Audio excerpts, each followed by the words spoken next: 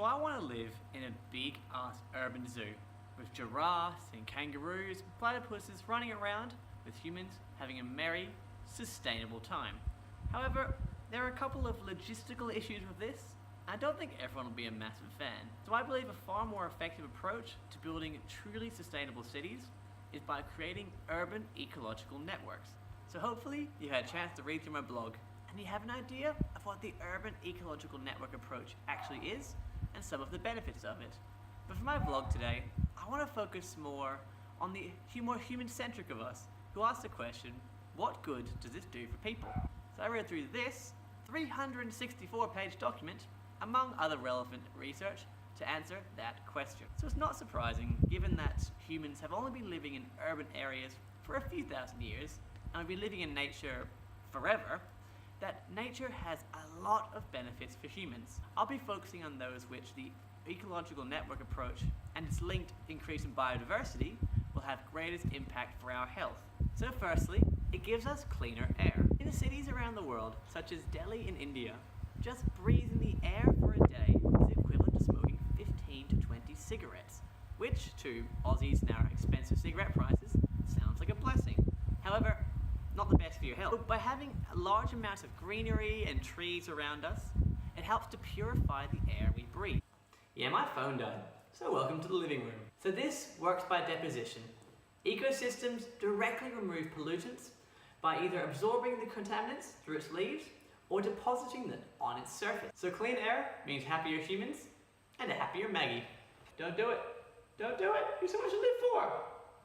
No! Say hello to Monty. There is good evidence that interaction with nature, and in particular animals, can contribute to treatments for depression, anxiety, and behavioural issues in both adults and children.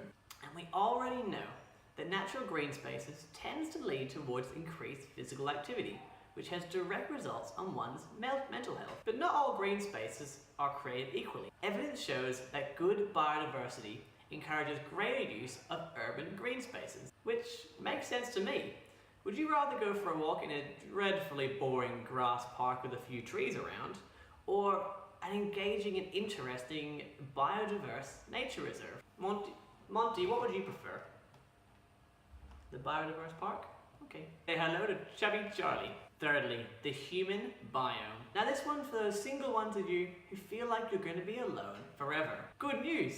You're never alone. You will always have millions upon millions of microorganisms living all over your body, including your skin, your airways, in your gut, and even on the surface of your eyes. But don't worry, they love you very much, and they're good for you. So these microorganisms, which we originally get from our mother and our family, are in constant exchange with the environment around us. Our microbiome is ever adapting and diversifying with our environment.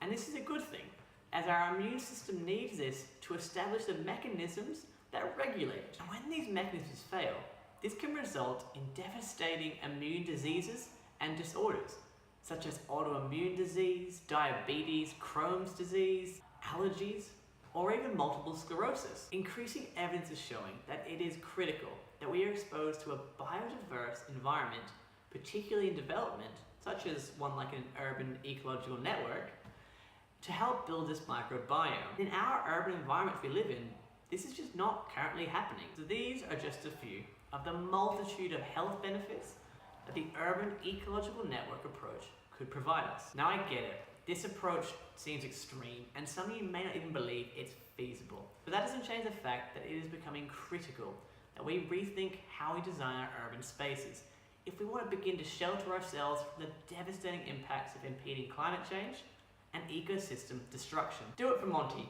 Use the urban ecological network approach in your city today. And don't forget to like, comment, and subscribe down below.